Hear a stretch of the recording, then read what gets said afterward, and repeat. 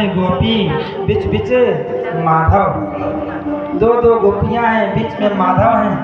दोनों गोपियां अपने दोनों हाथ को पकड़ करके बीच माधव खड़ा करके और नृत्य कर रही हैं, महारास रचा रही हैं शरद पूर्णिमा की रात्रि के बेला में समय में। और मानो कहते हैं जो वेणु की आवाज सुन करके सभी गोपियां भगवान जी को प्राप्त की और प्रभु जी को पा करके सब शुद्ध बुद्ध भूल गए, किसी की कोई शुद्ध नहीं। और बड़े भाव से रास रचाने लगे और रास रचाते रचाते रचाते रचाते गोपियों के मन में जो भावनाएं थी और राधा जी भी साथ में थी, तो राधा जी के मन में भावना उनकी परिवर्तित हो गई। राधा जी ने सोचा कि प्रभु जी को बिना मेरे कोई कार्य संपन्न होता नहीं, बस यही तो अभिमान है।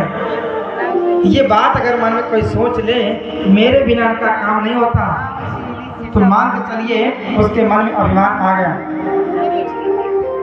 राधा जी के मन में अभिमान आया, भगवान श्री कृष्ण जी जान गए, अंतर्यामी सब जाने, और प्रभु जी वहीं पर अदृश्य हो गए।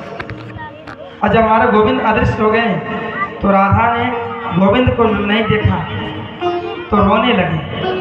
उनके आंखों में आंसू झरझर झरझर बहने लगे। अब गोपियां प्रार्थना करने लगी, हे माधव, हे मेरे प्राण के आधार, हे मेरे प्राणाधार, आप कहाँ गए? आप हम अभागिन को छोड़कर कहाँ चले गए? मुझे अनाथ करके स्वामी आप कहाँ चले गए? आपके बिना हम सब जीवित नहीं रह सकती हैं, आपके बिना में हमारे तो प्राण निकल जाएंगे, आप मुझे छोड़कर कहाँ चले गए? सब गोपियां एक दूसरे से पूछ रही हैं, माधव कहाँ गए, कन्हैया कहाँ गए, कृष्ण कहाँ गए? और कृष्ण कहीं पर भी दिखाई नहीं दे रहे हैं, सब व्याकुल हो गए हैं।